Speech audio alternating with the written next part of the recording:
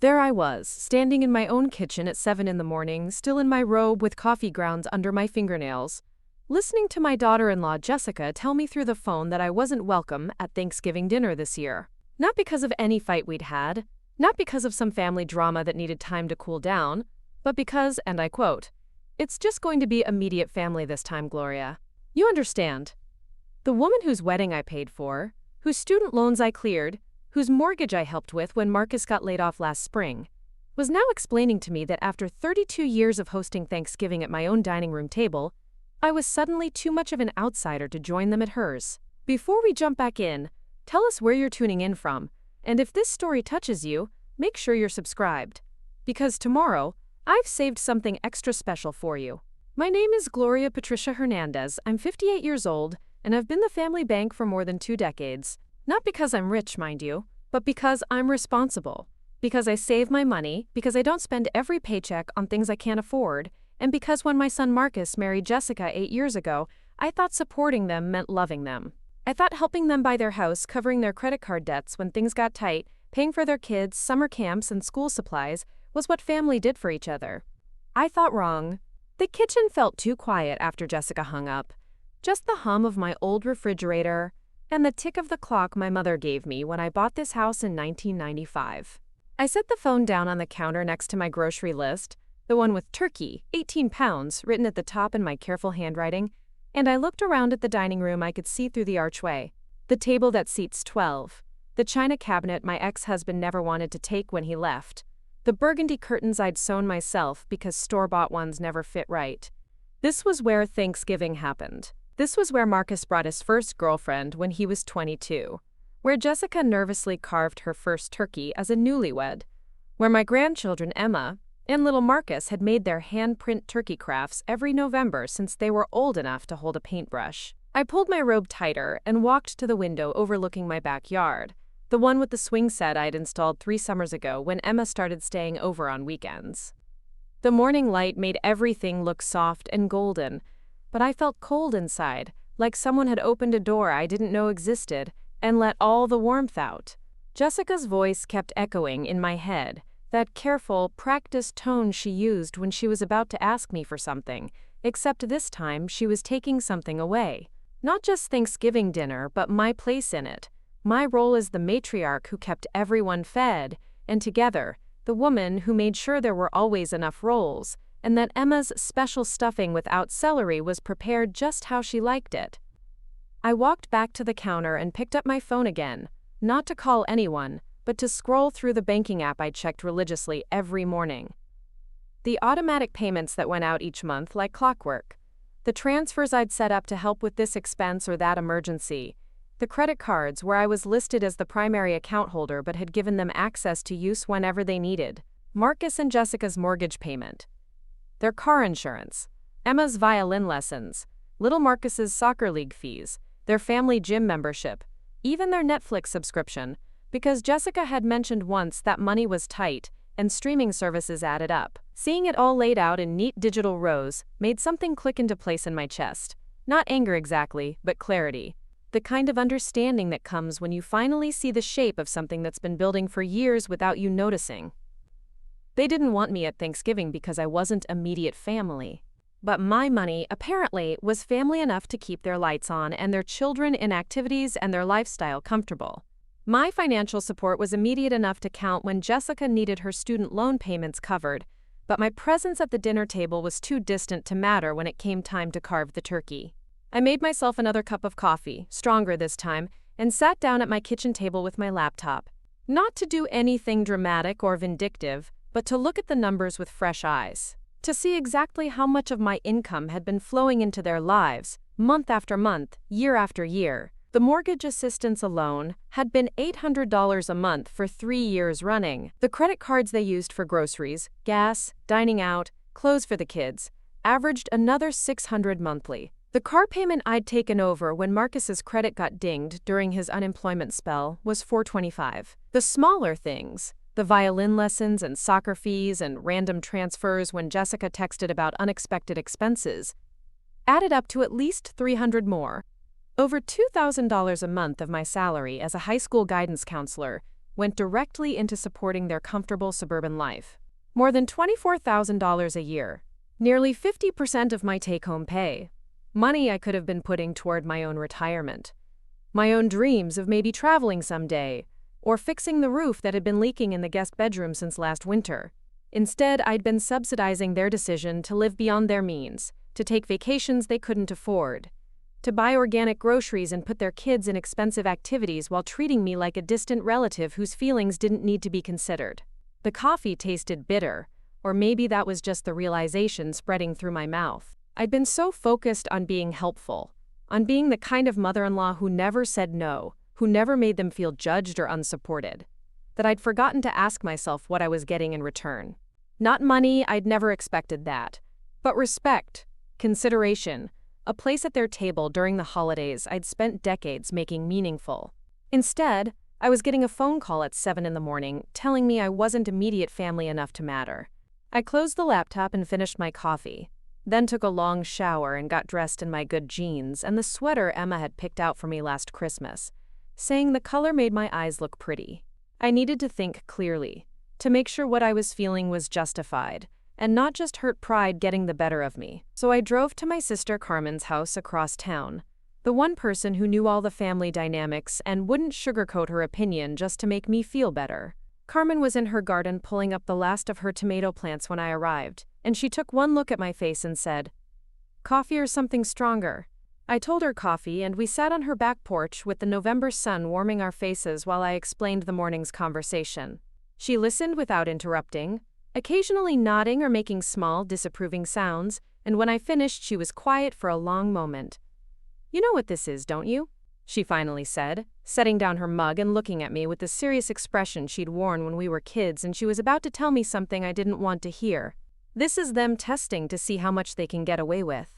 They want to know if you'll keep paying for everything, even when they make it clear you're not really part of the family. They're seeing if your wallet is more important to you than your dignity." I knew she was right even before she said it, but hearing it out loud made my stomach drop. Because if that's what this was, then I'd been failing the test for years, choosing to be useful over being valued, choosing to be needed over being respected. Every time I'd said yes to another expense, every time I'd transferred money without asking questions, every time I'd prioritized their comfort over my own financial security. Preparing and narrating this story took us a lot of time. So if you are enjoying it, subscribe to our channel. It means a lot to us. Now, back to the story. I'd been teaching them that I could be taken for granted. "What are you going to do?" Carmen asked, and I realized I already knew. Not because I was angry, though I was starting to feel that familiar heat behind my ribs, but because I was tired. Tired of being the solution to problems I hadn't created. Tired of being generous with people who weren't generous back. Tired of pretending that one-sided relationships were normal or healthy or something I had to accept just because we shared DNA. "I'm going to see how immediate family handles immediate expenses," I said, and Carmen smiled for the first time since I'd arrived. I drove home slowly, taking the long way through downtown where the shops were already putting up their Christmas decorations, past the park where I used to take Marcus when he was little, past the bank where I'd opened my first savings account at 18 and learned the value of living below your means. By the time I pulled into my driveway, I felt calm in a way I hadn't in months, like I'd been holding my breath underwater and finally surfaced. Inside, I made a list. Not an angry, vindictive list, but a practical one. Every automatic payment, every credit card, every financial obligation I'd taken on for Marcus and Jessica's family. Next to each item, I wrote the date I'd first started paying it, and the total amount I'd contributed over the years. The mortgage assistance since 2021, nearly $30,000. The credit cards since their wedding, over $40,000. The car payment, the insurance, the kids, activities, the random emergency transfers, another $20,000 at least. Close to $100,000 of my money keeping their lifestyle afloat, and now I wasn't family enough to be invited to dinner. I called the credit card companies first.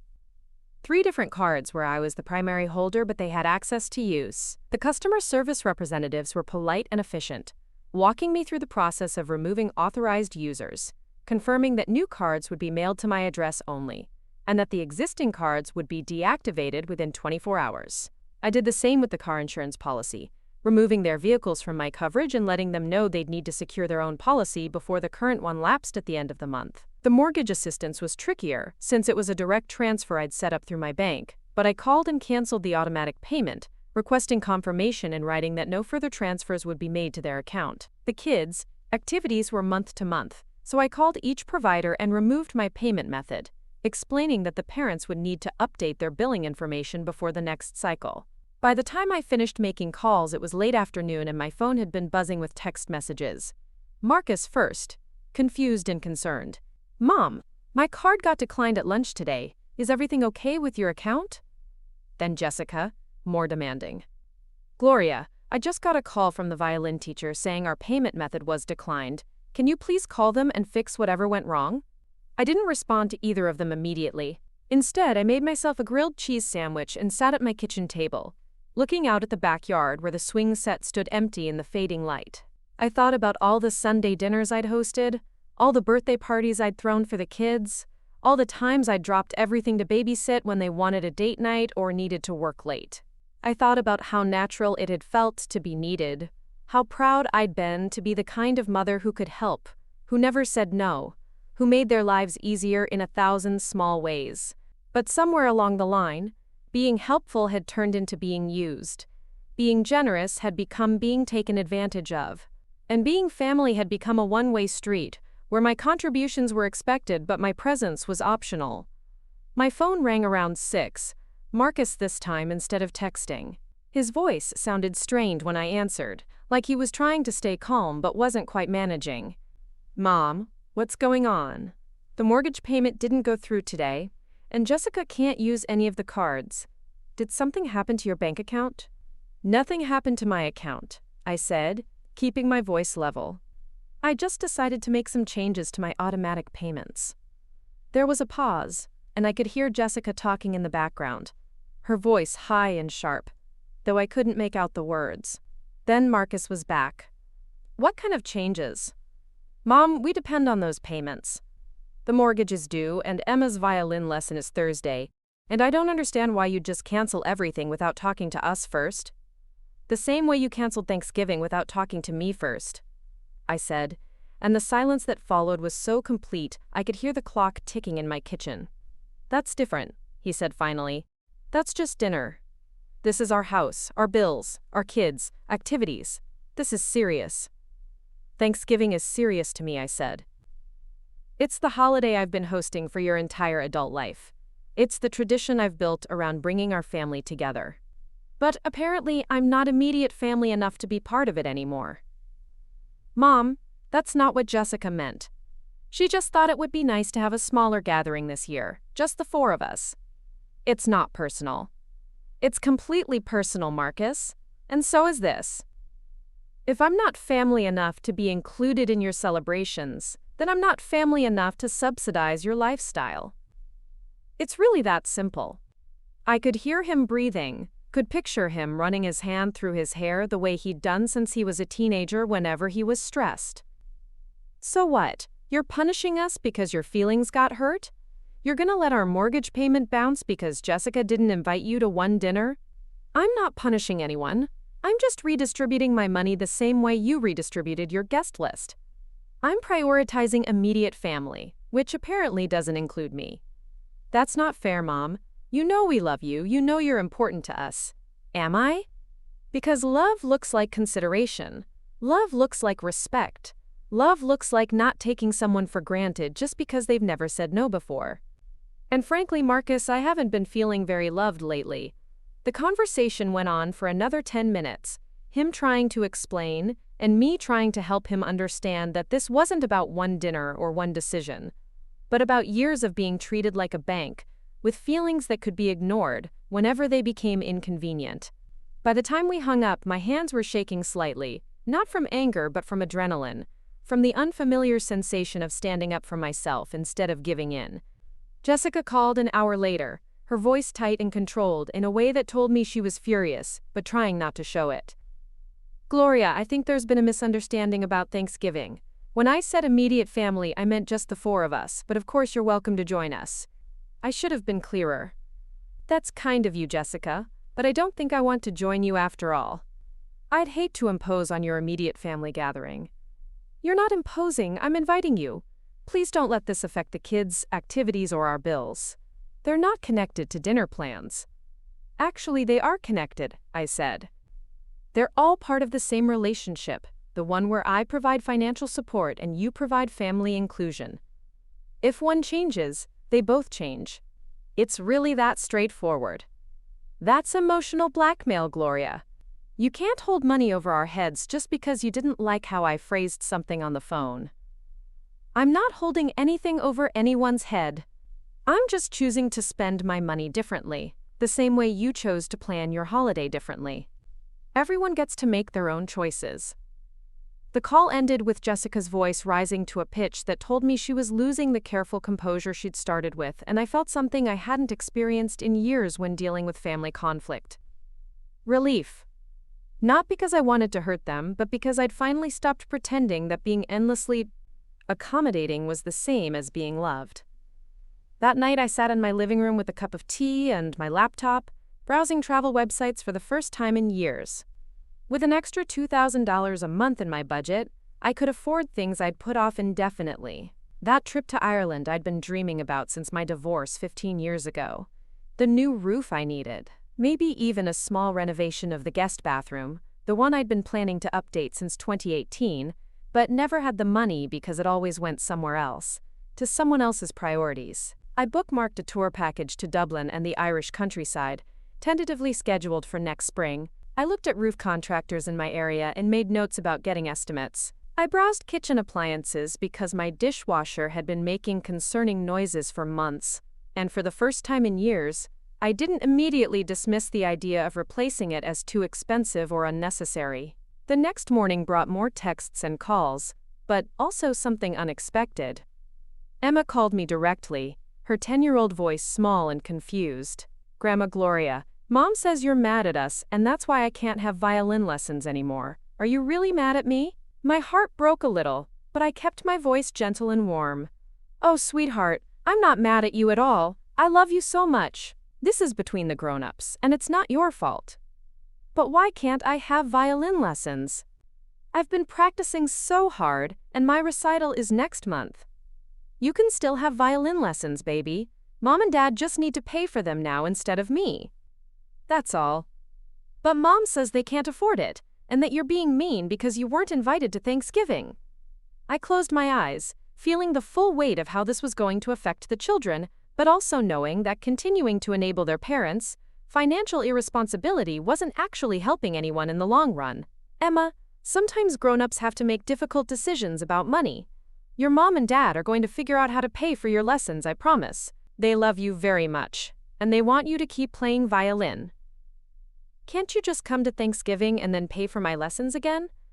It's not that simple, sweetie. But no matter what happens with the grown-ups, you and I will always be close. You can call me anytime, and I'll always be your Grandma Gloria who loves you more than chocolate ice cream."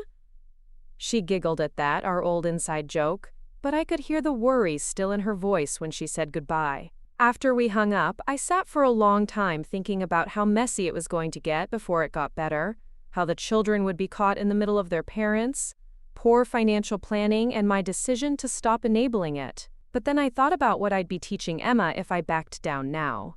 That women should accept being disrespected as long as they're useful. That family means always saying yes, even when yes hurts you. That love looks like sacrificing yourself for people who wouldn't do the same for you. And I realized that protecting Emma from temporary disappointment might mean failing to show her how to protect herself from a lifetime of being taken for granted. Marcus showed up at my door that evening without calling first, looking haggard in a way that reminded me of when he was 12 and had been caught in his first big lie.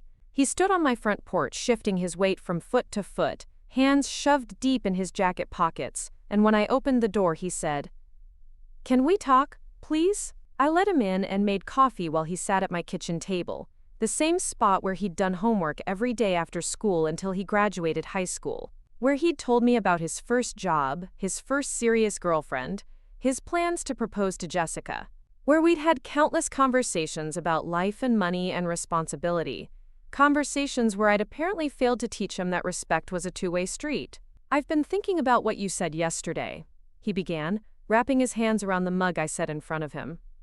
"And I guess I understand why you're upset. About Thanksgiving. But Mom, I don't understand why you had to go nuclear on all our bills.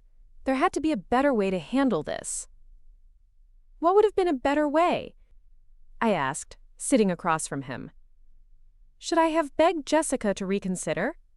Should I have explained why being excluded hurt my feelings and hoped that would make a difference? Should I have continued paying for everything while pretending it didn't matter that I wasn't welcome at your table? You could have talked to us first. You could have given us a chance to fix things before you just cut everything off. Marcus, I've been talking to you for years. Every time I've asked about spending more time together. Every time I've suggested we plan something as a family. Every time I've hinted that I'd like to be more involved in your lives beyond just writing checks. And every time you've been too busy, too stressed, too focused on other things. The only time I hear from either of you regularly is when you need money. He looked down at his coffee, and I could see the truth of that settling in his expression. That's not entirely fair.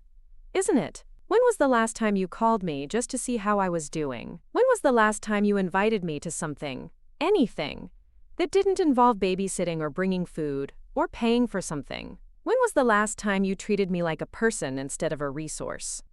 The silence stretched between us, filled with the weight of questions he couldn't answer the way he wanted to. Finally, he looked up at me with eyes that reminded me so much of the little boy he'd been, the one who used to climb into my lap when he was scared or sad or confused. "I don't know how this got so messed up," he said quietly. "I don't know when we started taking you for granted. But Mom, if you cut us off financially, we're going to lose the house. Emma and Marcus won't be able to do their activities. Jessica's going to have to get a second job, and I'm already working 60 hours a week trying to keep up with everything." "Then maybe it's time to downsize," I said gently.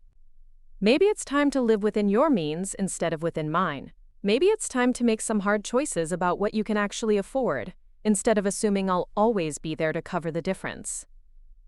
"But why now? Why does it have to be all or nothing?" "Because gradual doesn't work with you, Marcus. I've been gradually expressing my feelings for years, and nothing changed.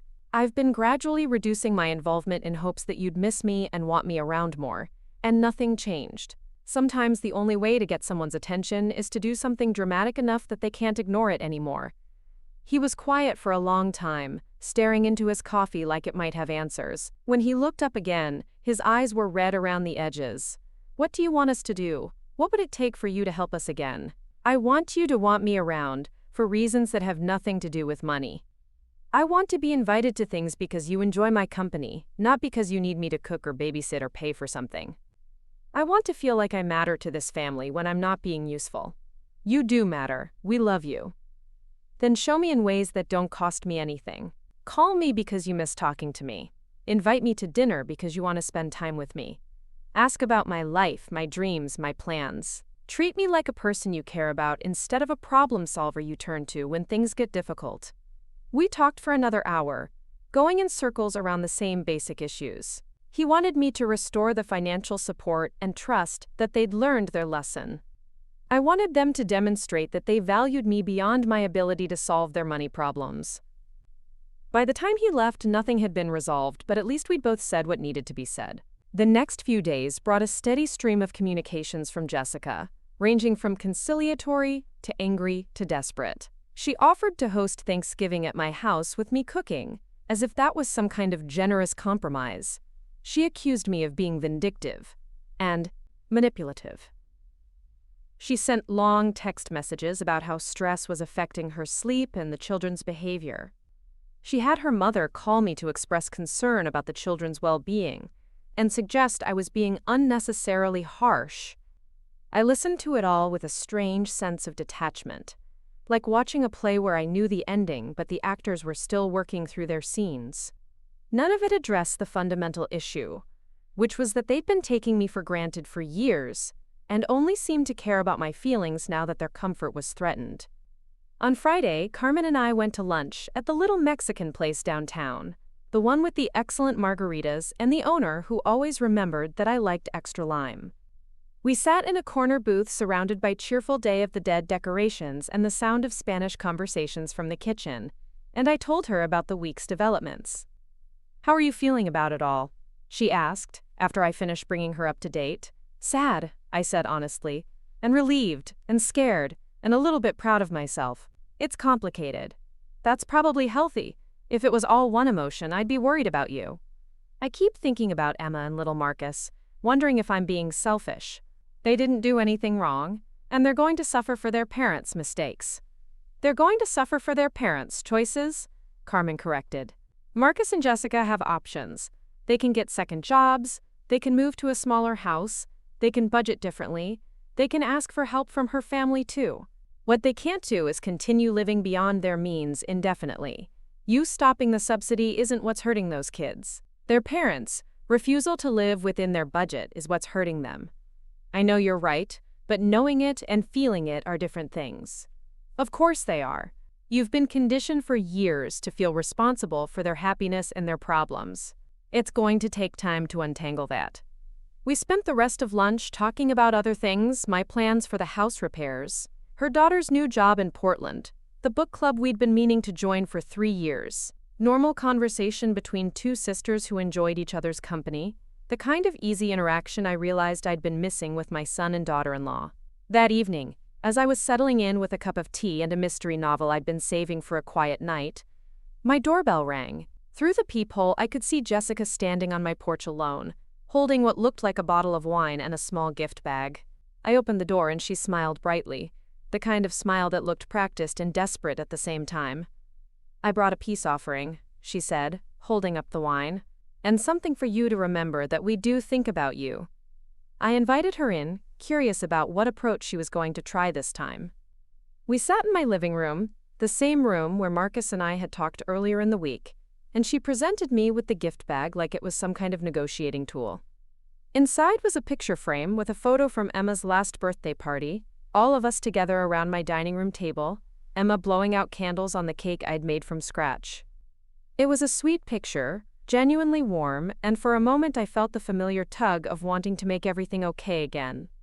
"We had this printed because we wanted you to know how much those moments mean to us," Jessica said. "How much you mean to us. I think I've been so stressed about money and managing everything that I forgot to show you how grateful we are for all you do." "That's a lovely gesture, Jessica. Thank you. I also wanted to apologize for how I handled the Thanksgiving conversation. You're absolutely right that you should be included. You're not just immediate family, you're the most important family. I was being thoughtless." I set the frame on the coffee table between us and looked at her carefully. She was saying the right words, but there was something calculated about it, like she'd rehearsed this conversation and was working through a script, designed to get me back on board. "What are you hoping will happen now?" I asked. "I'm hoping we can put this behind us and get back to normal. I'm hoping you'll come to Thanksgiving and that we can restore the financial arrangements so the kids don't have to suffer for my mistake. What's going to be different? What's going to prevent this same thing from happening again in 6 months or a year when you decide I'm inconvenient, or too involved, or not the right fit for some other family event?" She looked genuinely confused by the question, as if it had never occurred to her that patterns might repeat themselves. "I'll be more considerate. I'll make sure to include you in our plans." "What about Marcus? What's going to change with how he relates to me?" "I'm sure he'll be more thoughtful too." "We both will." "But what specifically? What concrete changes are you both committing to that will make our relationship different going forward?" The confusion on her face deepened, and I realized she'd never actually thought about this as a relationship problem that required relationship solutions. She'd approached it as a financial problem that required financial solutions, a temporary obstacle to overcome rather than a fundamental issue to address. We talked for another 30 minutes, and by the end it was clear that she wanted everything to go back to exactly how it had been, except with her being more careful about how she excluded me from things. She wanted me to resume all the financial support and trust, that she'd learned to be more tactful about not inviting me to events. After she left, I sat with the picture frame in my hands, looking at our faces around that birthday cake. We did look happy in the photo.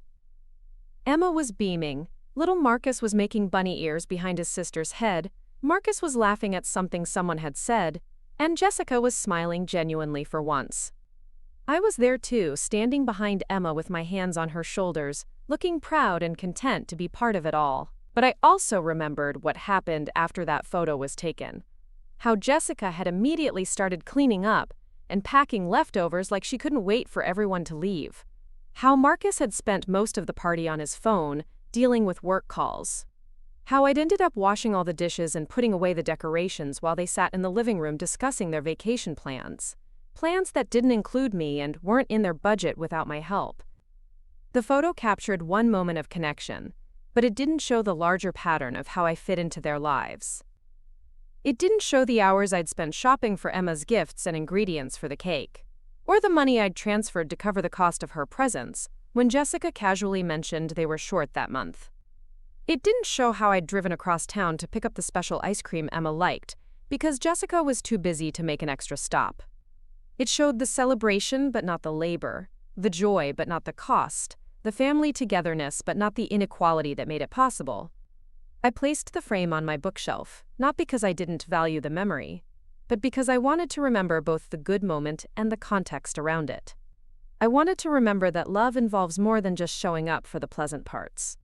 It involves respect and consideration and reciprocity, especially when nobody's watching or taking pictures. The weekend passed quietly. I worked in my garden, pulling up the last of the summer vegetables and planting bulbs for next spring. I called my elderly neighbor Mrs. Chen to see if she needed anything from the grocery store. I video chatted with my college roommate who'd moved to Arizona and was dealing with her own family complications. I lived my life like an adult woman with her own interests and relationships, instead of like someone whose primary identity was being useful to other people. Monday brought more developments. Marcus called to tell me they'd found a way to make the mortgage payment using Jessica's credit card, but that it was only a temporary solution and they really needed me to resume the monthly assistance. He also mentioned that Emma was heartbroken about missing violin lessons, and that the teacher had offered to waive 1 month's fee if they could commit to a payment plan for the rest. "I'm glad you found a solution for the mortgage," I said. "That shows you're capable of handling these challenges when you have to." "It's not sustainable, Mom. We're already carrying too much credit card debt, and now we're adding to it. This is just creating bigger problems down the road." Then maybe it's time to make some bigger changes. Maybe it's time to consider a smaller house, or different activities for the kids, or a different approach to your budget altogether. We shouldn't have to completely upend our lives because of one conversation about Thanksgiving dinner. You're right, but you should have to live within your means, regardless of Thanksgiving dinner.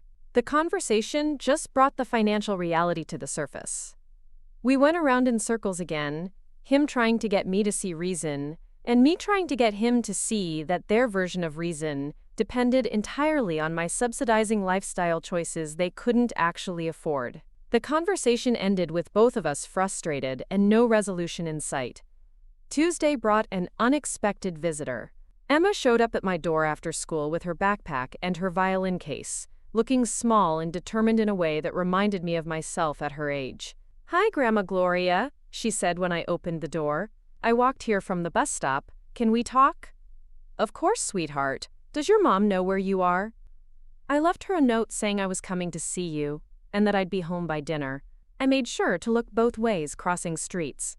I invited her in and made her a snack while she told me about her day at school, and showed me a story she'd written about a girl who lived in a magical library. We were sitting at the kitchen table with her homework spread out between us when she looked up at me with serious eyes and said, "Grandma Gloria, I want to understand what's happening with the grown-ups."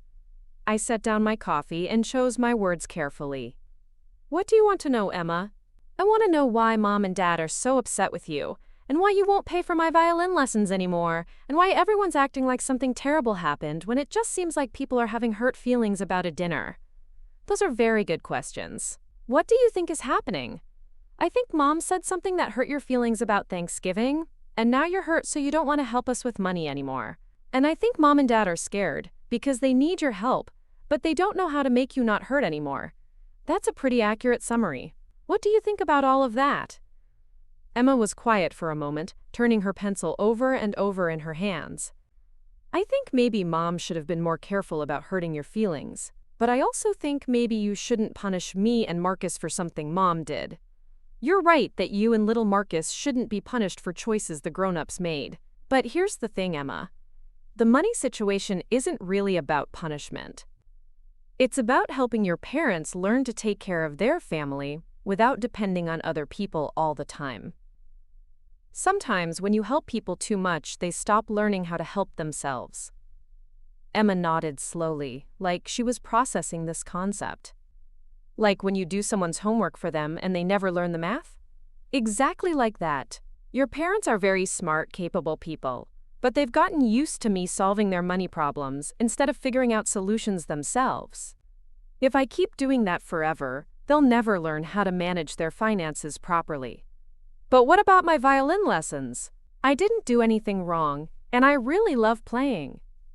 I know you do, sweetie, and you shouldn't have to give up something you love because of adult problems. But there are other ways to handle this. Have you talked to your parents about maybe getting a part-time job to help pay for lessons? Or maybe finding a less expensive teacher? Or trading chores around the house for lesson money? Her face lit up with interest. I could do extra chores. I'm really good at organizing things, and I could help with laundry and cleaning and stuff. See? You're already thinking of solutions. That's exactly what I want your parents to do too, instead of just expecting me to fix everything. We spent another hour together, working on her math homework, and talking about her upcoming school play, and her plans for Christmas gifts she wanted to make instead of buy. When it was time for her to go home, she hugged me extra tight and said, "I understand better now, Grandma Gloria. I still wish things weren't so complicated, but I understand."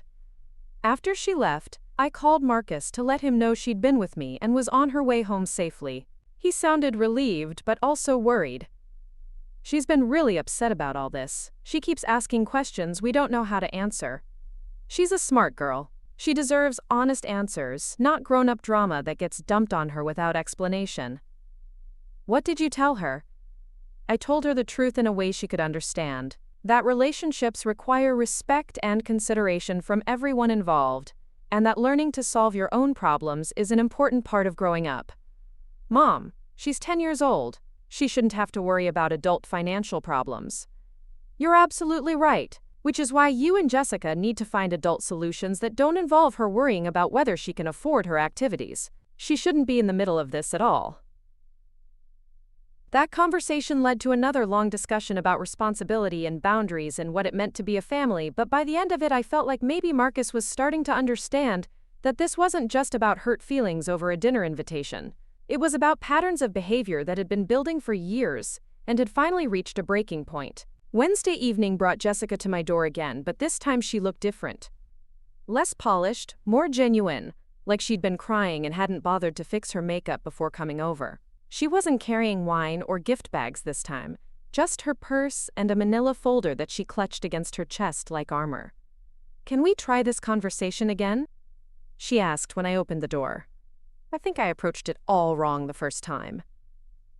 We sat in my living room again, but instead of launching into prepared remarks, she was quiet for a long moment, just looking around the room like she was seeing it for the first time. "I've been thinking about what you said about wanting to be valued for more than just money," she finally said, "and I realized I don't actually know very much about your life outside of what you do for us." "What do you mean?" "I mean, I know you work at the high school, and that you like gardening, and that you make amazing tamales at Christmas. But I don't know what you do on weekends when you're not babysitting, or what you've been wanting to do with your retirement, or what you think about when you're alone. I don't really know you as a person separate from being Marcus's mom and the kids' grandmother." This was not what I'd been expecting, and it caught me off guard in a way that made my throat feel tight. Most people don't ask about those things. That's the problem, isn't it? I should have been asking. We should have been interested in you as a whole person, not just in what you could do for us. She opened the manila folder and pulled out several sheets of paper covered in her neat handwriting. "I made a list of all the ways you've helped us over the years, not just financially, but all of it. Every time you've babysat, every meal you've cooked for us, every holiday you've hosted, every time you've dropped everything to help when we had an emergency." I looked at the pages, covered in entries going back years. Emma's birthday parties, Marcus's job interviews when I watched the kids, Sunday dinners at my house, late night calls when little Marcus had a fever and they were panicking, Christmas mornings that started at my house with homemade breakfast before anyone opened presents. Why did you make this list? Because I wanted to see it all written down. I wanted to understand how much of your life you've organized around taking care of us. And I wanted to see how little we've given back. The pages were extensive, detailed, and seeing it all compiled like that made me realize just how much of my time and energy had gone into supporting their family, often at the expense of my own plans and interests. What do you want to happen now, Jessica? I want to know what you want, not what would make us comfortable or what would solve our money problems, but what you actually want your relationship with us to look like. This was such a departure from every other conversation we'd had that I needed a moment to think about how to respond. Nobody had asked me that question in years, maybe ever. I want to feel like I matter to you when you don't need anything from me. I want to be included in your lives because you enjoy my company, not because I'm useful. I want conversations with you about things that aren't related to the kids, or money, or problems that need solving. What else? I want Marcus to call me sometimes just to talk, the way he used to when he was in college. I want to be invited to things that aren't work for me, where I'm not cooking or cleaning or watching children, but just participating as a guest. I want to feel like you're interested in my thoughts and opinions about things beyond family logistics. What about the money situation? I want you and Marcus to learn to live within your means, even if that means making some difficult choices about your lifestyle. I want to help sometimes with special things, emergencies, genuine needs, but I don't want to be subsidizing your regular expenses indefinitely. She was taking notes as I talked, writing down everything I said with the kind of attention I hadn't seen her pay to anything that didn't involve her children in years. "Can I ask you something personal?" she said when I finished. "Of course. Do you actually like me? As a person? I mean, not as Marcus's wife or the mother of your grandchildren, but as Jessica?" The question was so unexpected and so vulnerable that I felt something shift in my chest, a softening I hadn't anticipated. "I don't know you well enough to answer that question honestly. We've never really talked about anything that would help me understand who you are as a person." "That's fair. I don't really know you either, beyond the grandmother role. Would you like to change that?" "I think I would. I think I'd like to try being friends, instead of just family members who tolerate each other for the sake of keeping peace." We talked for another 2 hours, longer than we'd ever talked about anything that wasn't related to schedules or children or household management. I learned that Jessica had wanted to be a teacher before she got pregnant with Emma earlier than they'd planned, and that she still thought about going back to school sometimes. She learned that I'd been considering taking early retirement to travel, but had put those plans on hold because so much of my income went to supporting their family expenses. She told me about feeling overwhelmed trying to manage 2 children and a part-time job, and a husband who worked long hours, and how much easier it had been to accept my help than to figure out sustainable solutions to their budget problems. I told her about feeling lonely since my divorce, and how helping them had given me a sense of purpose, but had gradually made me feel more like an employee than a family member. By the time she left, nothing was resolved in terms of the practical problems they were facing, but something had shifted between us. Not back to the way things were, but toward something that felt more honest, and potentially more sustainable. Thursday was Thanksgiving, and for the first time in over 3 decades, I woke up in my own house. With no turkey to prepare, no table to set, no family arriving in a few hours expecting a feast. The silence was strange, and heavy, filled with the absence of all the traditions I'd built my November around for most of my adult life.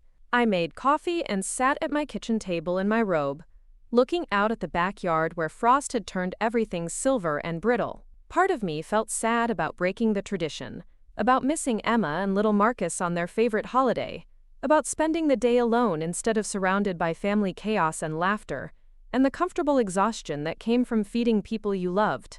But another part of me felt something I hadn't experienced on Thanksgiving morning in years. Freedom. Freedom from the pressure to make everything perfect, from the stress of coordinating schedules and dietary restrictions and family dynamics. Freedom to spend the day however I wanted, without responsibility for anyone else's happiness or satisfaction. I called Carmen around 10 to see what she was doing. Her kids were coming over later, but she had the morning free and suggested we take a walk through the park downtown, the one with the pond and the old oak trees that turned brilliant gold this time of year. We bundled up in coats and scarves and spent 2 hours walking and talking, feeding the ducks and sitting on benches when we found patches of sun warm enough to make us want to linger. We talked about everything except family drama, about books we'd read and movies we'd seen and places we wanted to visit someday. "How are you feeling about today?" Carmen asked as we were heading back to our cars. "Lighter than I expected," I said honestly. "Sadder than I hoped, but lighter too. Like I'm finally doing something for myself, instead of just reacting to what everyone else wants. That's probably healthy. Probably. Ask me again in a few days when the guilt really sets in." But the guilt didn't set in the way I'd expected. I spent the afternoon cooking for myself. Not a full Thanksgiving meal, but things I actually enjoyed eating. Dishes I never made when I was cooking for a crowd. I roasted a chicken with herbs from my garden, made mashed sweet potatoes the way I liked them without anyone complaining they were too different, baked a small apple crisp that I could eat for breakfast the next day without judgment. I set my table for one with my good china, not because it was a special occasion, but because I was worth using the good dishes on an ordinary Thursday. I lit candles and played music I enjoyed and ate slowly, tasting everything, appreciating the quiet and the lack of urgency that came from not having to manage other people's needs and preferences. After dinner, I called Emma and little Marcus to wish them a happy Thanksgiving. They were at Jessica's sister's house, and I could hear laughter and conversation in the background. Emma told me about the turkey her uncle had fried in the backyard, and the green bean casserole that little Marcus had helped make. They sounded happy and included, which was what mattered most. "I miss you, Grandma Gloria," Emma said before we hung up. "I miss you too, sweetheart. But you know what? I'm proud of you for helping with the cooking and for being such a good sister to little Marcus. You're growing up to be such a thoughtful, capable person. Are you going to come to Christmas with us? We'll see how things go, okay? The important thing is that we love each other no matter what." That night, I didn't feel empty or punished or like I'd made a mistake. I felt like I'd honored myself in a way I hadn't in years, like I'd chosen my own well-being over everyone else's comfort, and discovered that the world hadn't ended as a result. Friday morning brought texts from both Emma and little Marcus, thanking me for the small gifts I'd had delivered to them the day before. Not expensive things, just books I thought they'd enjoy, and handwritten notes telling them how proud I was of them and how much I loved them. Jessica texted too, a simple message saying the gifts were thoughtful and that the kids had been excited to hear from me. Marcus called in the afternoon, sounding tired but less frantic than he had the week before. "How was your Thanksgiving, Mom?" "Quiet but nice.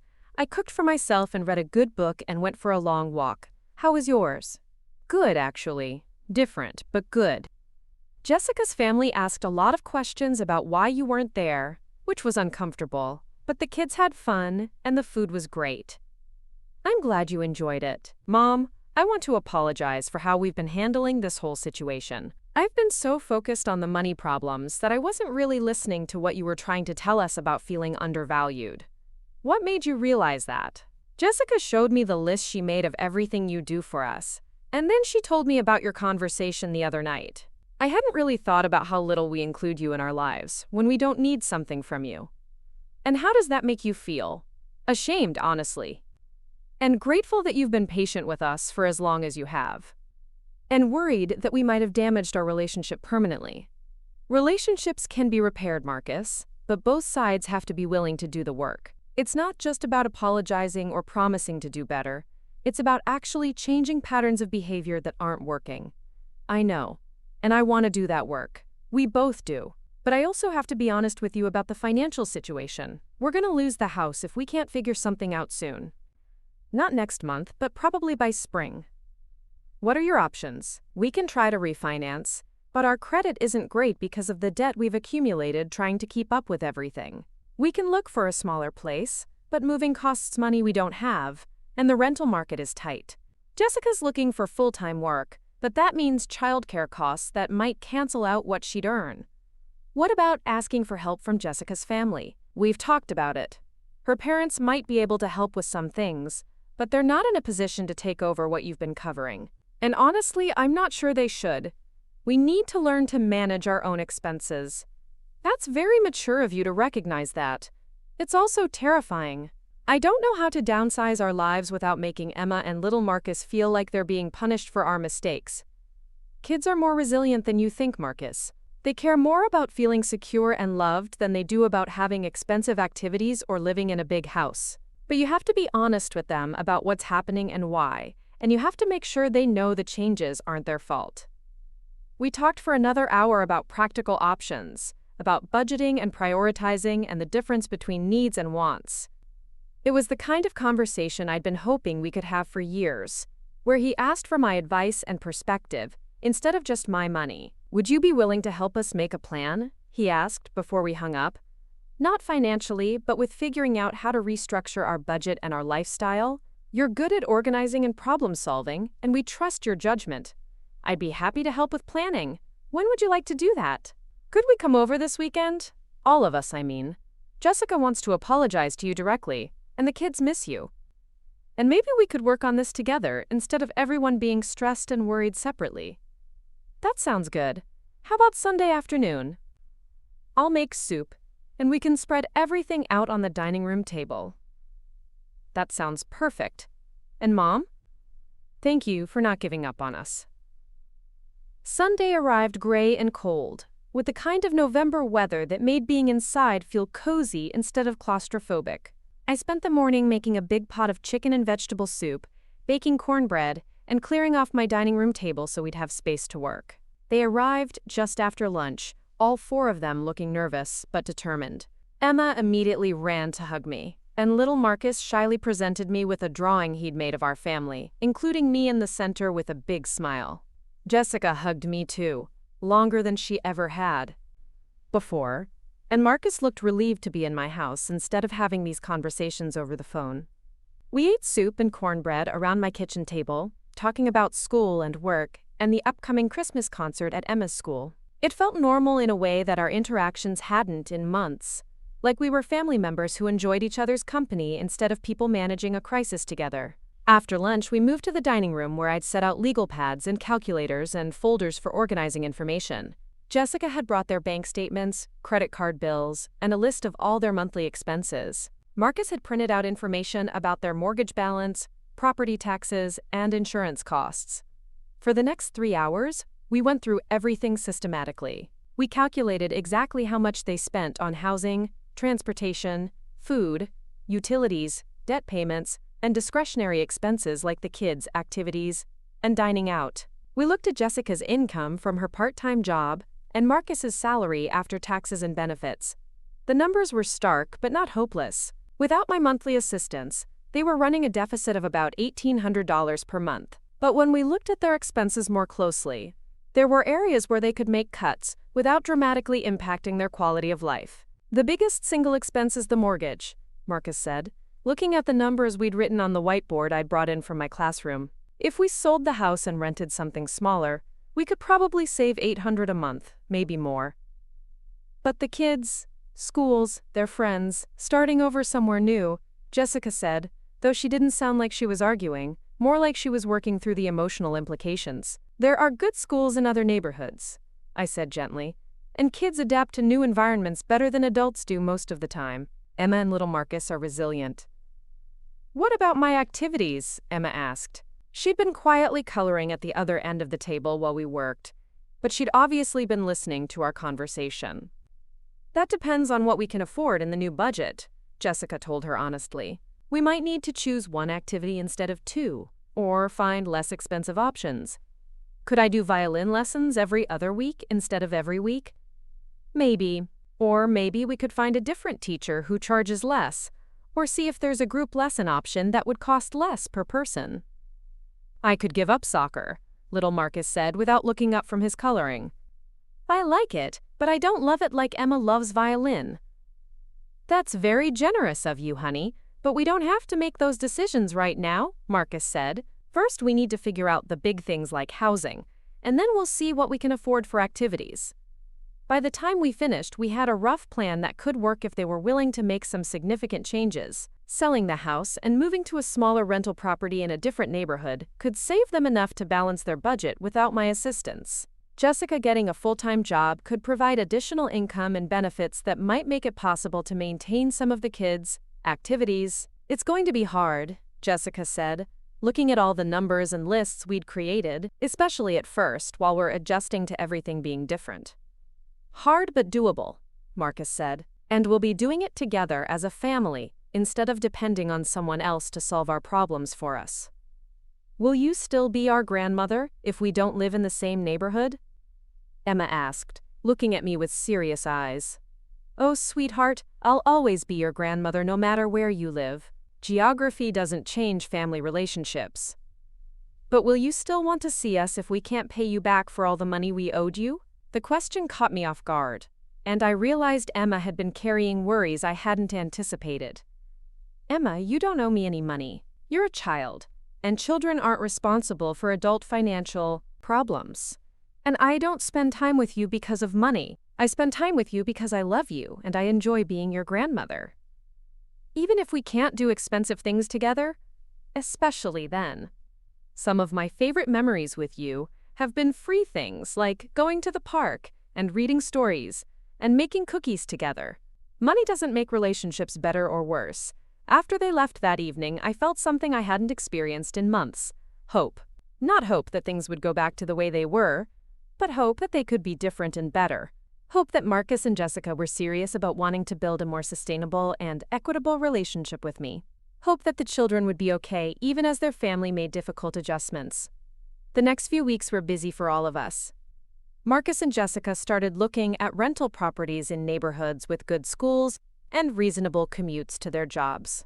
They met with a realtor about listing their house and got estimates for what they might be able to expect from the sale. Jessica applied for several full-time positions and got 2 interviews. I helped where I could with logistical things that didn't involve money. I researched school districts and violin teachers and community centers that offered affordable after-school programs. I drove Emma to a violin lesson when Jessica had a job interview, and I watched little Marcus when Marcus had to work late preparing their house for showing to potential buyers. But the help felt different this time, less like me solving their problems for them, and more like me supporting them while they solved their own problems. They asked for my opinions and advice, but they made their own decisions. They expressed genuine gratitude for my time and assistance, but they didn't take it for granted or treat it like something they were entitled to receive. Most importantly, our interactions weren't only about their crisis. Marcus called me twice just to check in and see how I was doing. Jessica texted me a funny meme she thought I'd appreciate, the first time she'd ever sent me something that wasn't about schedules or logistics. Emma asked if she could come over one afternoon to help me make Christmas cookies, not because her parents needed childcare, but because she wanted to spend time with me. 3 weeks after our budgeting session, Jessica called to tell me she'd gotten a job offer for a position that would pay significantly more than her part-time work, and include health benefits for the whole family. 2 days later, Marcus called to say they'd gotten an offer on their house that was close to their asking price. It's really happening, he said, sounding simultaneously excited and terrified. We found a rental house in Maple Creek that's smaller, but has a good school district and a yard for the kids. We'll be moving right after Christmas. How are Emma and little Marcus handling the changes? Better than we expected, actually. Emma's excited about decorating a new bedroom, and little Marcus likes that the new house has a bigger backyard for playing soccer. They're both nervous about changing schools, but they seem to understand that this is necessary and that we're doing it together as a family. And how are you and Jessica handling it? Some days better than others. It's scary to make this many big changes at once, but it also feels good to be taking control of our situation instead of just reacting to it. And our relationship with each other has been better since we started working together to solve these problems, instead of just feeling overwhelmed by them. That makes sense. Crisis can either drive people apart or bring them closer together, depending on how they handle it. Mom, I want to ask you something, and I want you to be completely honest with me. Okay, do you think we can have a good relationship going forward? Not the way it was before, but something healthier and more sustainable? Or do you think we've damaged things too badly to really repair them? The question was so vulnerable and so important that I took a moment before answering. I think we can have a better relationship than we've ever had before, actually. Because for the first time, we're all being honest about what we need and want from each other, and we're all willing to do the work to make changes. Even though we put you through months of feeling unappreciated and taken for granted, Marcus, people make mistakes in relationships. What matters is whether they're willing to acknowledge those mistakes and change their behavior. You and Jessica have both shown me that you're serious about wanting things to be different. What about the money situation? Are you okay with us not being able to pay back what we owe you?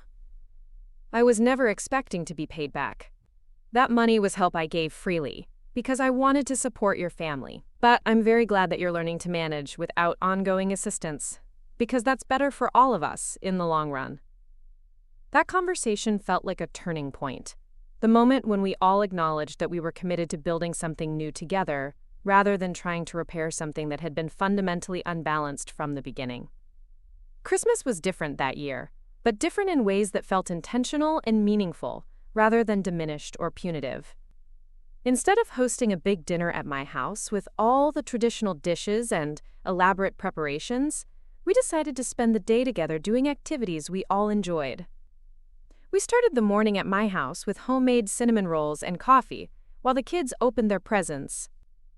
I'd been more thoughtful about gift giving than usual, choosing things that reflected their individual interests and personalities rather than defaulting to expensive items that would impress but not necessarily delight. For Emma, I'd found a collection of music books with simplified arrangements of her favorite songs, along with a small recording device so she could practice and listen to herself play. For little Marcus, I'd put together a kit for growing herbs indoors, complete with seeds and pots, and a booklet about cooking with fresh herbs. For Jessica, I'd chosen a beautiful journal and a set of nice pens, remembering her mention of wanting to write down her thoughts and experiences as she navigated all the changes in their lives. For Marcus, I'd found a cookbook focused on budget-friendly family meals that were still delicious and interesting. "These are perfect," Jessica said, running her hands over the smooth leather cover of the journal. "How did you know I'd been wanting something exactly like this?" "Because I've been paying attention to who you are as a person, not just what you need as Marcus's wife or the kids, Mother." After presents, we drove out to the nature preserve on the edge of town and hiked the easy trail around the lake. The kids ran ahead throwing pine cones and looking for interesting rocks while the adults walked behind them, talking about their hopes for the new year and their excitement about the changes coming in their lives. We ended the day at a small restaurant downtown that specialized in comfort food and had reasonable prices, somewhere we could all enjoy a nice meal together without anyone worrying about the cost or feeling like they had to be grateful for someone else's generosity. "This feels more like a real celebration than our usual Christmas," Emma said as we were waiting for our food to arrive. "Like we're all here because we want to be, not because we have to be."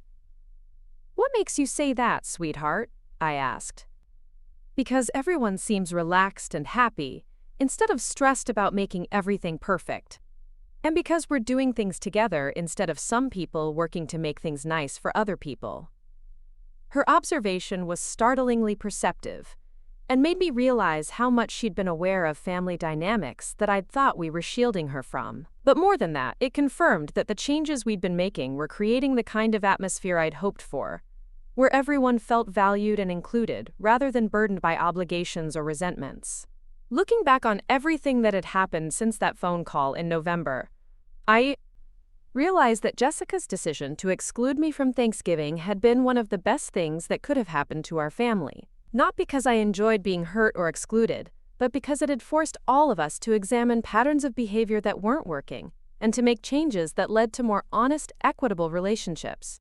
I still provided occasional help and support, but it was offered freely and received gratefully, rather than expected and taken for granted. They still faced challenges and made mistakes, but they handled them together as a family unit rather than depending on me to solve their problems for them. Most importantly, our relationships had depth and reciprocity that they'd never had before. We talked about books and politics and dreams for the future, not just schedules and logistics and financial emergencies. We spent time together because we enjoyed each other's company, not just because someone needed something from someone else. The credit cards stayed canceled.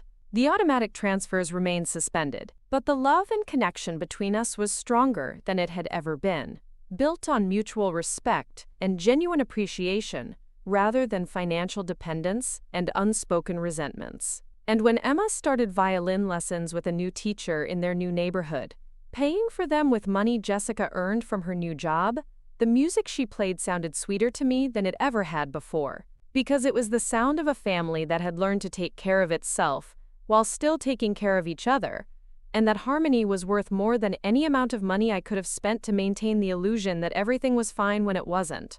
6 months later, I was standing in the kitchen of my freshly renovated house, admiring the new granite countertops and stainless steel appliances I'd finally been able to afford, when Emma burst through my back door without knocking like she used to do before everything changed. "Grandma Gloria, guess what?" she practically shouted, her violin case bouncing against her leg as she ran toward me. "I got first chair in the youth orchestra. Mrs. Patterson says I'm ready for the advanced group next fall." I swept her up in a hug, spinning her around my newly expanded kitchen while she giggled and told me all about her audition and how nervous she'd been and how proud her new teacher was. Little Marcus followed behind her at a more sedate pace, carrying a soccer ball and wearing grass stains on his knees from practice. "That's incredible, sweetheart. I'm so proud of how hard you've been working. Mom says we can celebrate by going out for ice cream after dinner, and she wanted to know if you want to come with us." "I'd love to. Where are your parents?" "Dad's still at work, but he'll be home soon. Mom's in the car talking to someone on the phone about the new apartment." "New apartment?" Marcus came through the door then, looking tired but satisfied in a way I'd rarely seen during the years when every day brought a new financial crisis to navigate. "Hey Mom, sorry to just drop the kids off, but Jessica's got a conference call with her boss about the promotion she's up for, and I needed to grab a quick shower before dinner." "Promotion?" "Yeah, she's being considered for a supervisory position that would mean better pay and better hours. We'll know by Friday whether she got it." "That's wonderful. And Emma mentioned something about a new apartment?"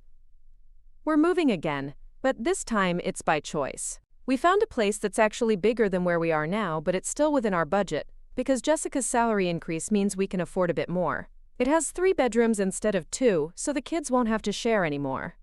I felt a familiar flutter of concern about their housing decisions, but I caught myself before voicing it. Their housing was their responsibility now, and they'd proven over the past months that they could make sound financial decisions when they needed to. "When would you move?" "End of summer so the kids can finish out the school year where they are. Emma's really attached to Mrs. Patterson, and little Marcus finally made some good friends on his soccer team." "How do you feel about another move so soon?" "Honestly? Excited. The place we're in now was supposed to be temporary, just until we got back on our feet. This new place feels like somewhere we could stay for a while, maybe even buy eventually if we keep improving our credit and building up some savings." "You're building savings?" I couldn't keep the surprise out of my voice. Marcus grinned, looking younger than he had in years. "Jessica's been reading those budgeting books you recommended, and she set up this system where we automatically transfer money to savings every month before we pay any other bills. We've got almost $3,000 saved up already." "That's fantastic, Marcus.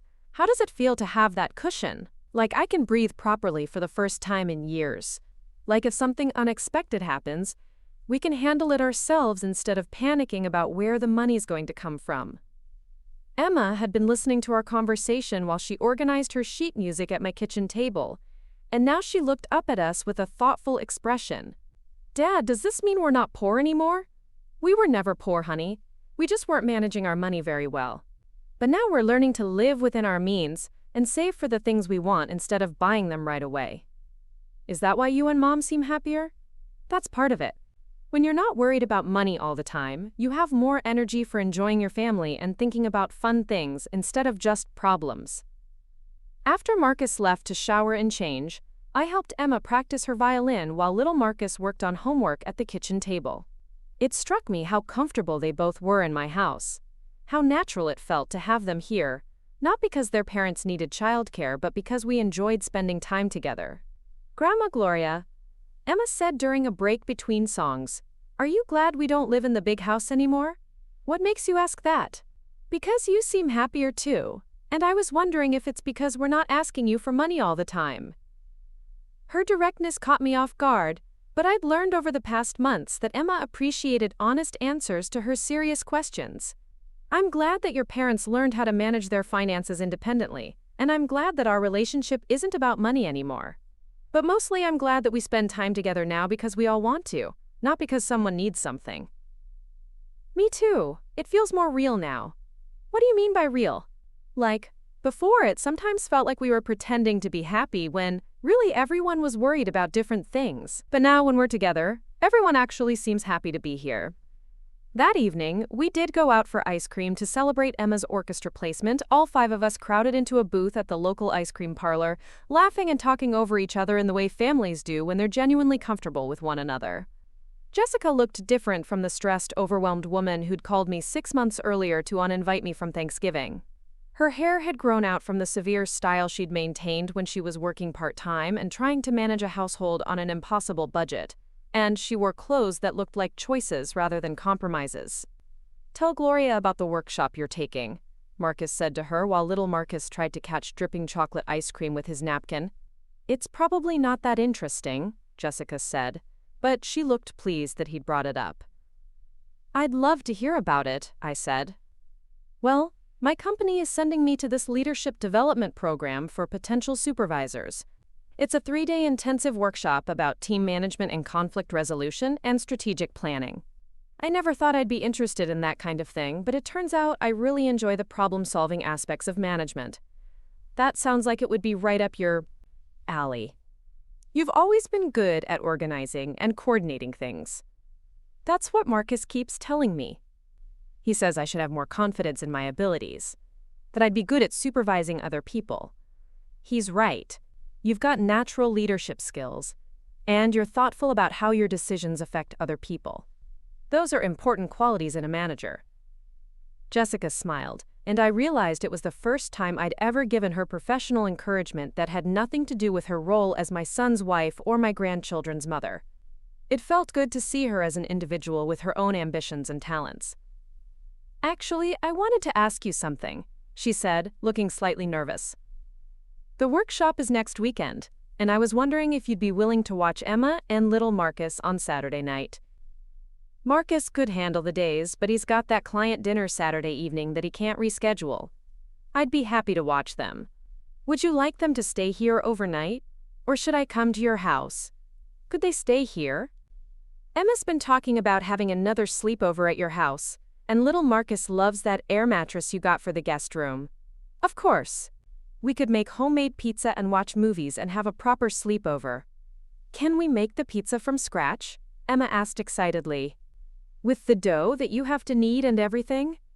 "Absolutely. Little Marcus can help too if he wants."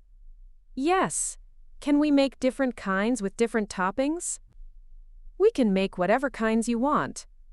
As we were getting ready to leave the ice cream parlor, Jessica pulled me aside while Marcus was helping the kids gather their jackets and backpacks. "I wanted to thank you," she said quietly. "For what?" "For being patient with us while we figured out how to be better family members. For not giving up on us even when we probably deserved it. For helping us learn to take care of ourselves, instead of just enabling us to keep making the same mistakes." "You don't need to thank me for that, Jessica. We were all learning." "I also wanted to tell you that I understand now what you meant about feeling undervalued. I can see how we treated you more like a resource than a person, and I'm sorry it took such a dramatic situation for us to realize what we were doing.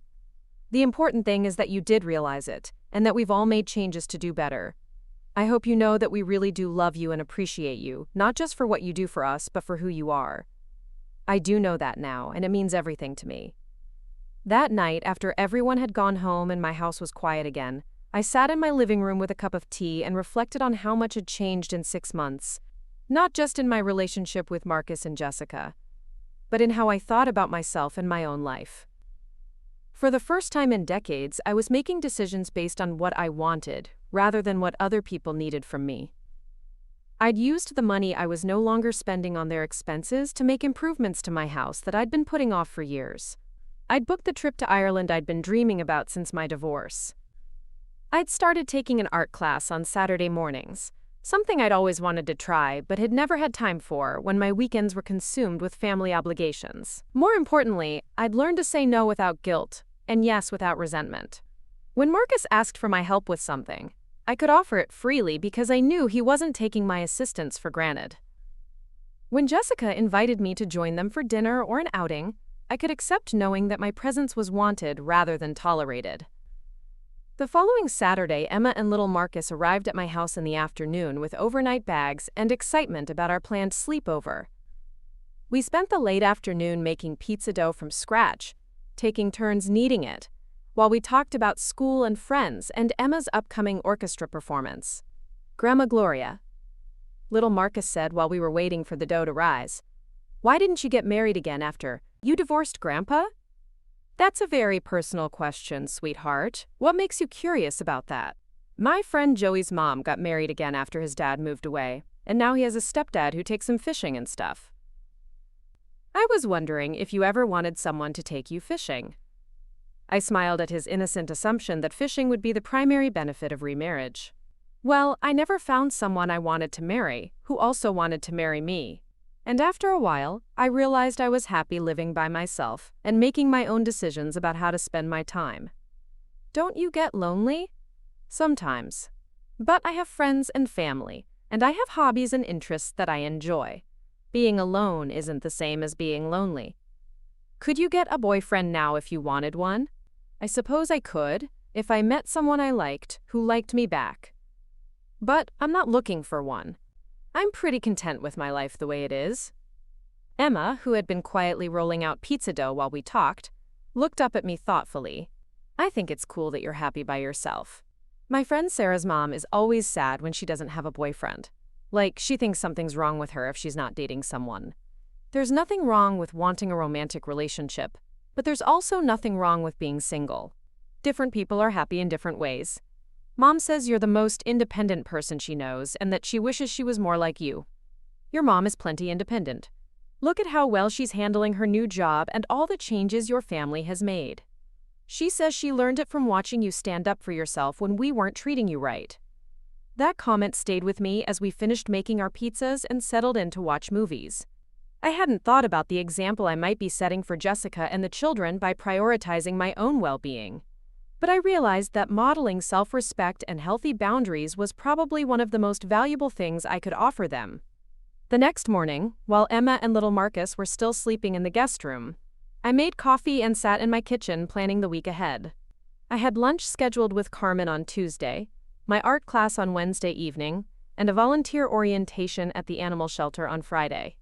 My social calendar was fuller than it had been in years, filled with activities I'd chosen because they interested me rather than obligations I'd accepted to help other people. Around 9, the kids woke up and we made pancakes together while they told me about their dreams and their plans for the rest of the weekend. Marcus came to pick them up after lunch, staying for coffee and catching me up on Jessica's workshop experience. "She called last night completely energized," he said. "She said the other participants were impressed with her ideas, and one of the facilitators suggested she consider going back to school part-time to get her master's degree in organizational management. Would she want to do that?" I think she would. She's been talking about feeling like she has more potential than she's been using, and this workshop seems to have given her confidence that she could handle more responsibility at work. How would that work with your family schedule? We'd figure it out. Maybe she could do online classes or evening classes, something that wouldn't interfere too much with the kids, routines. And honestly, after seeing how much happier she's been since she started working full-time, I want to support her professional goals. That's a big change from where you were a year ago. Everything's different from where we were a year ago. We're both more confident, less stressed, better partners to each other. The kids are happier because we're not constantly worried about money or arguing about expenses we can't afford. And what about your relationship with me? How do you feel about how things have evolved? Better than I ever imagined it could be, honestly. I feel like I actually know you now as a person, not just as my mother, who was always available to help with whatever we needed. And I think you know us better too, because we're not always in crisis mode asking for something. I do feel like I know all of you better, and I feel like you know me better too. I'm sorry it took us so long to get here, Mom. And I'm sorry you had to basically cut us off financially to get our attention. Don't apologize for that, Marcus. We all learned important lessons from what happened, and we're all happier now because of the changes we made. That afternoon, after Marcus and the kids left, I called Carmen to tell her about the weekend and to catch up on her own family developments. Her daughter in Portland had just announced an engagement, and Carmen was excited about planning a visit for the wedding in the fall. "You should come with me," she said. "We could make it a sisters trip, see some of the Pacific Northwest, maybe take one of those wine tours through the Columbia River Valley." "That sounds wonderful. I'll look at my schedule and see if I can take some time off." "Look at you, having to check your schedule because you have so many plans." "I love this version of you." "What do you mean?" "I mean the version who has her own interests and her own life, instead of organizing everything around what Marcus and his family need." "You seem more like yourself than you have in years." "I feel more like myself. It's amazing how much energy I have for other things when I'm not constantly worried about someone else's financial problems, or trying to anticipate what kind of help they might need next." "And are you happy with how things turned out? No regrets about taking such a hard line with them?" "None at all. If anything, I wish I'd been clearer about my boundaries years ago. It would have saved all of us a lot of stress and resentment." "What would you tell other women who are in similar situations with their adult children?" "I'd tell them that helping your kids is important, but teaching them to help themselves is even more important. And that you can't have a real relationship with someone who only values you for what you can do for them." The following Friday, Jessica called with news that she'd gotten the promotion she'd interviewed for, along with a significant salary increase and better benefits. The kids were so excited they could barely contain themselves when they called to tell me, interrupting each other to share details about the celebration dinner their parents had planned. "Does this mean we can get a dog now?" little Marcus asked during our conversation. "You'll have to talk to your parents about that," I said, laughing. "But it sounds like your family's finances are in good shape these days." "Dad says we might be able to start looking at houses to buy instead of renting," Emma added. "Real houses with our own yard and everything." "How do you feel about that?" "Excited but also nervous. I like where we live now, and I don't want to change schools again." "I'm sure your parents will make sure any house they consider is in a good school district where you can stay with your friends." "Grandma Gloria, if we buy a house, will you come see it and help us decorate it?" "I'd love to help you decorate if your parents want me to." "They do. Mom says you have really good taste, and that our old house looked so much better after you helped her pick out paint colors." That conversation reminded me how much our family dynamic had shifted. A year ago, Jessica would have been asking for my financial help with decorating a new house, and I would have felt obligated to contribute money I might not have been able to afford. Now she was asking for my time and opinion because she valued my perspective, and I could offer it freely without worrying about setting expectations for ongoing financial support. 2 weeks later, they invited me to go house hunting with them, not because they needed my money for a down payment, but because they wanted my input on the neighborhoods and properties they were considering. We spent a Saturday afternoon looking at 3 different houses in 2 different school districts, discussing the pros and cons of each option. The house they ultimately chose was a modest 3-bedroom ranch in an established neighborhood with mature trees and a small but well-maintained yard. It needed some updating but was structurally sound and priced within their budget, which they'd calculated carefully to ensure they could afford the mortgage payments, along with utilities, maintenance, and savings for unexpected expenses.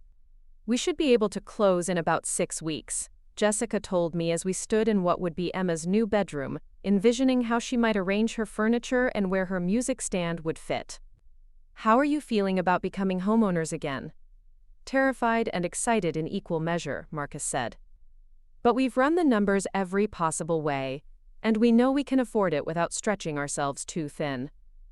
And if something unexpected happens, we have our emergency fund to fall back on," Jessica added. "Plus, my new salary gives us more cushion than we've had in years.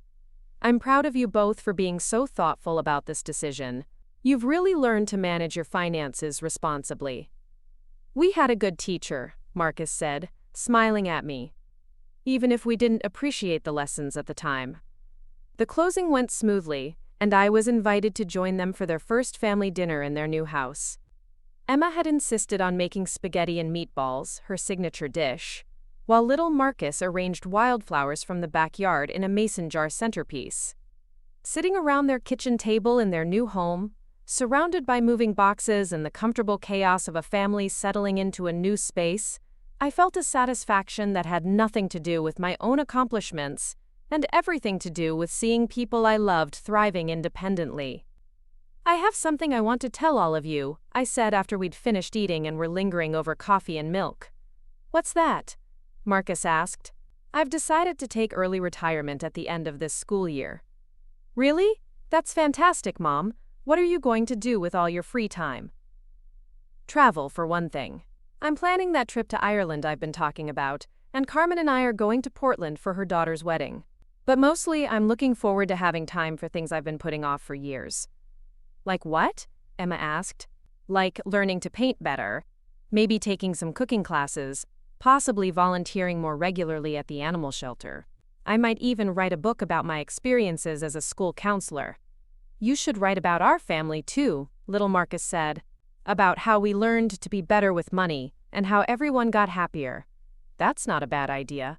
It might help other families who are dealing with similar challenges." "Will you still have time to spend with us after you retire?" Emma asked, and I could hear a note of worry in her voice. "Oh, sweetheart, I'll have more time to spend with you, not less. The difference is that I'll also have time for other things that interest me, so our time together will be because we all want to be together, not because it's the only thing filling up my schedule. Like how Mom has time for work and for us, instead of just being stressed about money all the time? Exactly like that." As I drove home that evening, I reflected on the strange turns life can take and how sometimes the worst things that happen to us end up leading to the best outcomes. Jessica's decision to exclude me from Thanksgiving had felt like a devastating rejection at the time, but it had forced all of us to examine our relationships and make changes that ultimately brought us closer together. I thought about the woman I'd been a year ago, so focused on being helpful and needed that I'd lost sight of my own dreams and desires. I thought about how I'd equated love with financial support and family connection with constant availability. I thought about how exhausted I'd been trying to solve everyone else's problems while neglecting my own needs and interests. The woman I was now felt lighter, more purposeful, more authentically herself. I still loved my family deeply and still wanted to support them when appropriate, but I'd learned to distinguish between helping and enabling, between being generous and being taken advantage of, between being needed and being valued. My phone rang as I was pulling into my driveway, and I saw Jessica's name on the screen. "I just wanted to thank you again for joining us for dinner tonight," she said when I answered. "It meant a lot to have you there for our first meal in the new house. It meant a lot to me too. Thank you for including me. I also wanted to tell you how proud I am of your decision to retire early. It takes courage to make big life changes, especially when you're not sure exactly what comes next. I learned from watching all of you make big changes this past year. Sometimes you have to be willing to let go of what's familiar in order to create something better." "That's very wise. And Gloria? I know we've had our ups and downs, but I want you to know that I consider myself lucky to have you as a mother-in-law. Not because of what you've done for us financially, but because of the kind of person you are." "Thank you, Jessica. That means more to me than you know. I also hope you know that you'll always have a place at our table, not because we owe you something or because we need something from you, but because we love you and enjoy your company. I know that now, and it makes all the difference." After we hung up, I sat in my car for a few more minutes, looking at my house with its new roof and updated landscaping, thinking about the life I'd built for myself and the relationships I'd fought to preserve and improve. The credit cards were still canceled. The automatic transfers were still suspended. My bank account was healthier than it had been in years, and my retirement fund was finally growing at the rate it should have been all along. But more than the financial improvements, I felt proud of the emotional growth we'd all achieved. Marcus and Jessica had learned to live within their means and to value relationships for more than their utility. Emma and little Marcus had learned that love doesn't depend on money, and that families can be happy even when they can't afford everything they want. And I had learned that setting boundaries wasn't selfish, that saying no could be an act of love, and that sometimes the kindest thing you can do for people you care about is to stop enabling them to avoid taking responsibility for their own lives.